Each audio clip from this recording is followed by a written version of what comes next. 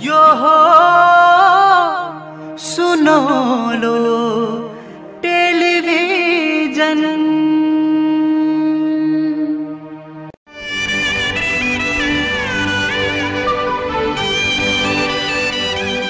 आदरणीय दर्शक महानुभाव नमस्कार, म सुमन भण्डारी तपाईलाई स्वागत गर्न चाहन्छु सुनौलो टेलिभिजनमा। हामी तपाईहरुको बीचमा विभिन्न खालका भिडियो सामग्रीहरू प्रस्तुत गर्दै आइरहेका छौं। हाम्रा भिडियोहरू हेरेर हाम्रो च्यानललाई मन पराई हाम्रो च्यानललाई सब्स्क्राइब गर्नुभएका सम्पूर्ण साथीहरूलाई म धन्यवाद दिन चाहन्छु। यद्यपि हाम्रा भिडियोहरू मन पर्यो भने लाइक, कमेन्ट, शेयर गर्न नबिर्सिनुहोला। हाम्रो च्यानललाई अझै पनि सब्स्क्राइब नगर्नुभएका सम्पूर्ण साथीहरूलाई अहिले नै सब्स्क्राइब गर्न म अनुरोध गर्दछु। आज हामी तपाईहरुको बीचमा जङको मैदानमा संस्मरण संग्रहबाट केही अंशहरू तपाईहरुलाई प्रस्तुत गर्न गइरहेका छौं। जुन संस्मरण संग्रह राजबहादुर बुढा अविनाशले लेख्नु भएको हो। उहाँ तत्कालीन जनमुक्ति सेना नेपाल 5औं डिभिजन सहकमान्डर हुनुहुन्थ्यो। उहाँले नै लेख्नु भएको जङको मैदानमा भन्ने संस्मरण संग्रहबाट भालुवाङ आक्रमण सम्बन्धी उहाँको विचार, उहाँले गर्नुभएको अनुभूति र जनमुक्ति सेनाका कमान्डरको आफ्नो अनुभव के छ त आज हामी तपाईहरुलाई त्यही विषयमा हामी प्रस्तुत गर्न गइरहेका छौं। अब लागौं संस्मरणतर्फ। पार्टी केन्द्रको निर्णय मुताबिक सैन्य फर्मेसनको विकास गर्न 2060 सालको असारमा सल्यान जिल्लाको बालुवामा पश्चिमाञ्चल सैन्य कमान्डको भेला भयो। त्यस भेलाबाट जनमुक्ति सेना नेपालको संरचना बटालियनबाट ब्रिगेड फर्मेसनमा विकास भयो। पश्चिम सैन्य कमान्डमा 4वटा ब्रिगेडहरू गठन भए, जसमा सेती महाकाली क्षेत्र, भेरी कर्णाली क्षेत्र, राप्ती क्षेत्र र गण्डक क्षेत्रमा एक ब्रिगेड जनमुक्ति सेना परिचालन हुने भयो। ती ब्रिगेडहरू मध्येबाट मगराज क्षेत्रमा मङ्गलसेन स्मृति ब्रिगेड कार्यरत रहने भयो। बालुवाको भेला सम्पन्न भए लगत्तै साउनको महिनामा रोल्पा इरिवाङको बागमारामा बसेको सैन्य ब्युरोको बैठकले मङ्गलसेन ब्रिगेडबाट परिचालित हुने गरी 4वटा बटालियनको गठन गरी कमिसार र कमान्डरको कार्यविभाजन भयो। मङ्गलसेन स्मृति ब्रिगेड कमिसारमा comrade Sunil, commander comrade Parivartan र सहकमान्डर कामरेड विवेक रहनुभयो। बटालियन फर्मेसनमा 1 number battalion commissar comrade Tara, commander comrade Mahan, सहकमान्डर कामरेड मार्शल रहनुभयो भने 2 नम्बर बटालियन कमिसारमा comrade Rohit, commander comrade Abhivadan र सहकमान्डर कामरेड अम्बर रहनुभयो। त्यसैगरी 3 नम्बर बटालियन कमिसारमा मलाई तोकियो, कमान्डरमा कामरेड ज्वार र सहकमान्डर कामरेड सन्तोष रहनुभयो। 20 नम्बर बटालियन कमिसारमा कामरेड सुभाष, कमान्डरमा कामरेड विप्लव र सहकमान्डरमा कामरेड विजय तोकिनुभयो। ब्रिगेड कार्यालयमा रहने गरी battalion commissar comrade Vivek Chhetri, battalion सहकमान्डर कामरेड आकर्षण र कामरेड सूर्यलाई नियुक्ति गर्यो। 4वटा बटालियनहरूको कार्यक्षेत्र क्रमशः 1 नम्बर बटालियनको रुकुम, 2 नम्बर बटालियनको रोल्पा, 3 नम्बर बटालियनको प्युठान, अर्घाहाँची र कपिलवस्तु तथा 20 नम्बर बटालियनको बागलुङ, म्याग्दी र गुल्मी खट्ने निर्णय भयो। सैन्य ब्युरोको बैठक सकिएको लगत्तै बटालियनहरूको भेला प्रशिक्षण सुरु भयो। 3 नम्बर बटालियनको भेला प्रशिक्षण रोल्पाकै कुरेलीको उपवाङमा भयो। त्यस भेलामा प्रमुख अतिथि भएर पार्टी केन्द्रीय सदस्य कामरेड पम्फा भुषाल विद्युत उपस्थित हुनुभएको थियो। ब्रिगेड कमान्डर कामरेड परिवर्तनको विशेष उपस्थिति रहेको भेला बटालियन कमिसार कामरेड अविनाशको अध्यक्षता र बटालियन कमान्डर कामरेड ज्वारको सञ्चालनमा भएको थियो। जनयुद्ध अर्थात् वर्ग सङ्घर्षको दौरानमा वीरगति प्राप्त गर्नुभएका ज्ञात अज्ञात शहीदहरूप्रति 1 मिनट मौन धारण गरेर सुरु भएको उक्त भेलामा पार्टीको तत्कालीन कार्यनीतिक योजनाका कार्यान्वयन गर्दा उत्पन्न हुने सम्भावित चुनौतीहरूबारे गहन छलफल भएको थियो, जहाँ ती चुनौतीहरूको सामना कसरी गर्ने, जनमुक्ति सेनालाई सुदृढ, सशक्त, जुझारु र समय अनुकूल गतिशील बनाएर कसरी अगाडि बढ्ने आदि विषयमा व्यापक छलफल बहस गरी भव्यताका साथ भेला सम्पन्न गरियो। भेलाबाट बटालियनमा 3वटा कम्पनी फर्मेसन निर्माण गर्यो। कम्पनीको नामाकरण अल्फाबेट नम्बरबाट राखियो र कम्पनी कमिसार र कमान्डरको कार्यविभाजन पनि गरियो, जस अनुसार ए कम्पनीको कमिसार कामरेड मिलन, कमान्डरमा कामरेड शिशिर र सहकमान्डरमा कामरेड मिलन तोकिने भयो। बी कम्पनीको कमिसारमा कामरेड जेनी, कमान्डरमा कामरेड मनोज र सहकमान्डरमा कामरेड वीरता, सी कम्पनीको कमिसारमा comrade Sudeep, commander comrade Kumar, सह कमान्डर कामरेड सङ्ग्राम र बटालियन कार्यालयमा कार्यरत रहने गरी कम्पनी कमान्डर कामरेड सङ्घर्ष, सह कमान्डरमा कामरेड कमान सिंहलाई खटाइयो। साथै कम्पनीको भौगोलिक कार्यक्षेत्र समेत निर्धारण गरियो। बटालियनको भेला सफलतापूर्वक सम्पन्न गरी साउन 16 गतेका दिन 3 नम्बर बटालियन रोल्पाको कुरेलीबाट फर्मेसन मिलाएर आफ्नो कार्यक्षेत्रतिर लाग्यो। रोल्पाबाट दिनरात हिँडेर साउन 19 गते प्युठानको पाङकोटमा पुग्यो। ए कम्पनी प्युठानमै कार्यरत रहने भएकोले त्यहीँ रह्यो। दुईवटा कम्पनी र बटालियन एचक्यूलाई लिएर पाङकोटबाट राति हिँडेर अर्घाखाँचीको जलुके गाविसको सिमल खोला पुग्यो। त्यहाँ अर्घाखाँची जिल्लाका कामरेडहरूले हामीलाई स्वागत गर्नुभयो। एक दिन त्यहाँ आराम गऱ्यौँ। भोलिपल्ट सी कम्पनीलाई त्यहीँ छाडेर अन्य दलबल कपिलवस्तुको इन्चार्ज कामरेड कृतिकासँग जङ्गलको बाटो हिँडेर सिद्धाराको सिलुङ खोला पुग्यौँ। कपिलवस्तुको धेरैजसो जिम्मेवार कामरेडहरूसँग पहिलोपटक भेट भयो। ती भेट भएका कामरेडहरूमध्ये कामरेड कल्याण, कामरेड विमल र कामरेड आरती भौतिक रूपमा हामीसँग हुनुहुन्न, तर उहाँहरूको विचार अमर छ। मेरो मस्तिष्कमा उहाँहरूको सुन्दर चित्र कोरिएको छ।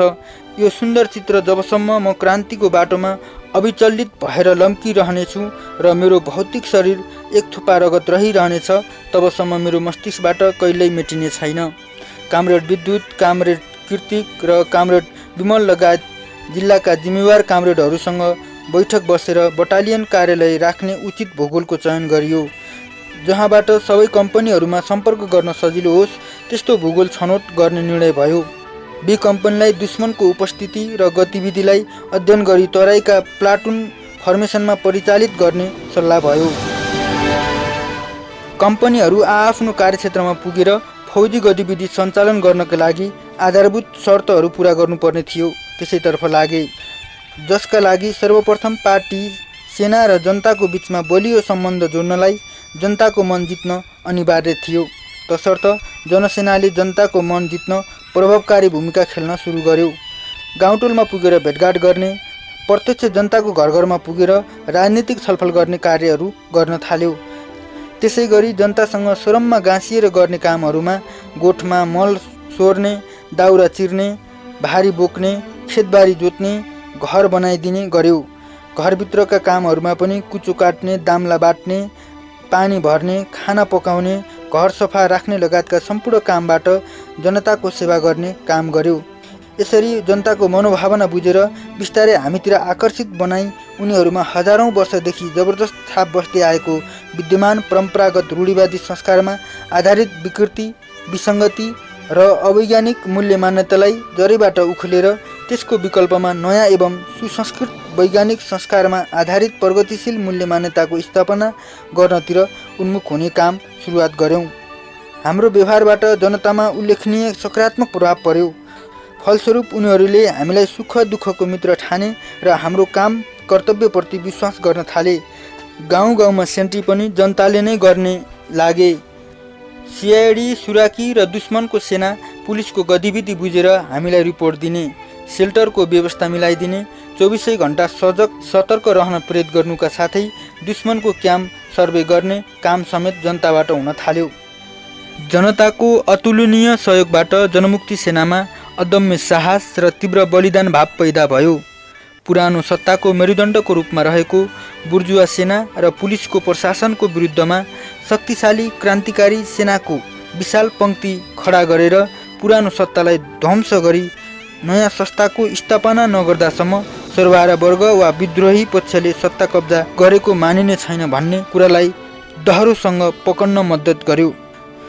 जनतासँगको सम्बन्ध सुदृढ भए लगत्तै उनीहरूको अगाध स्नेह, सहयोग र समर्थन पाएर बटालियनको योजनामा कम्पनीहरूबाट फोर्स सेलेक्ट गरी दुश्मन आउने सम्भावित भूगोलहरूमा सर्वे गरी माइनिङ र एम्बुस गर्ने काम सुरु गर्यौँ।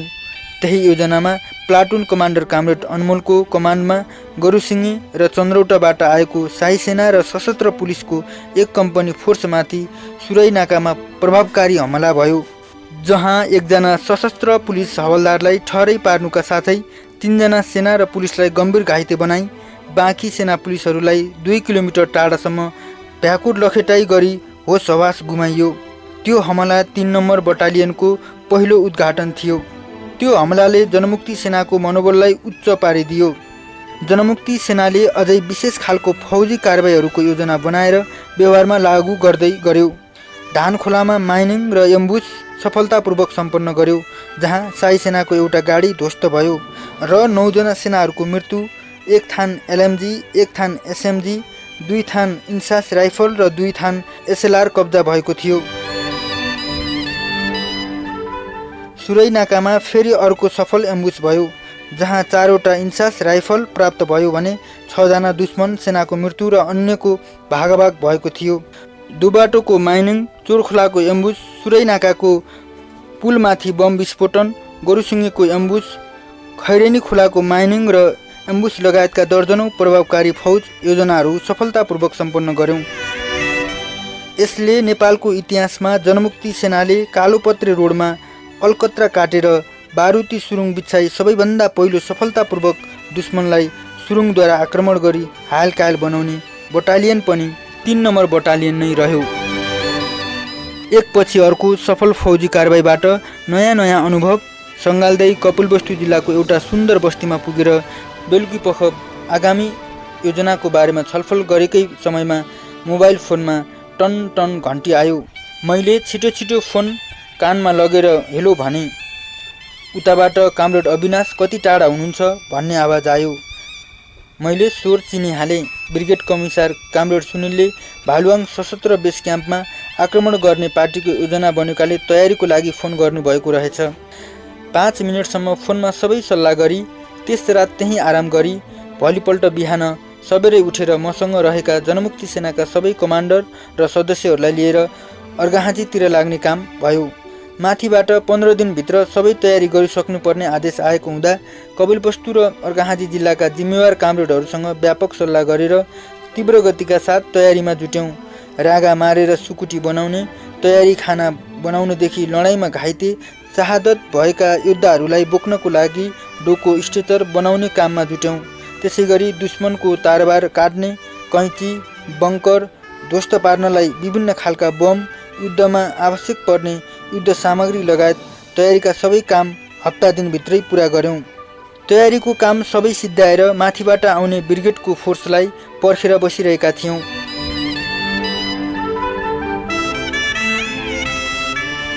रोल्पाको भावाङ र कोर्चवाङमा साहसिक भिडन्त गरी दलबलका साथ ब्रिगेड फोर्स किमिचोर हुँदै मुर्कुटी आइपुग्यो भन्ने खबर पाएर हाम्रो बटालियन पनि त्यतैतिर लाग्यो। 2 वटा फोर्स दाङको एउटा भूगोलमा भेट भयो।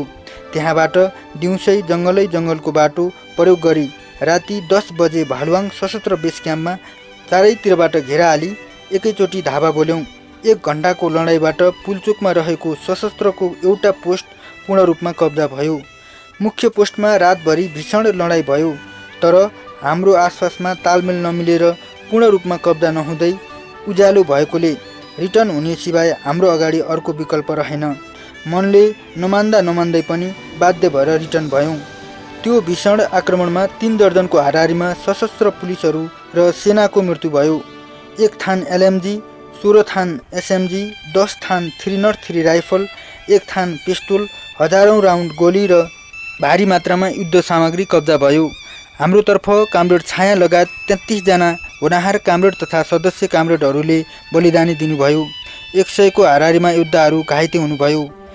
भालुवाङ आक्रमणकै दिन ठाडाबाट आउने दुश्मनलाई कामरेड सागरको ग्रुपले खुम्चीकोट नजिकैको भूगोलमा धरापमा पारेर 2 जनालाई सख्त घाइते बनाएर छेदविच्छेद बनाइदिनुभयो। त्यसको भोलिपल्ट बेलदामारमा दुश्मनहरू आपसमा हानाहान गरेर 1 जना सैनिकको मृत्यु भयो, अन्य धेरैजना घाइते भए। त्यसै दिन सिद्धाराको जङ्गलमा जनमुक्ति सेना र शाही सेनाको भिडन्त भयो, जसमा शाही सेनाको भागाभाग भयो। यसरी 3 नम्बर बटालियनले आफ्नो रणकुशलताको परिचय दिँदै अगाडि बढ्यो।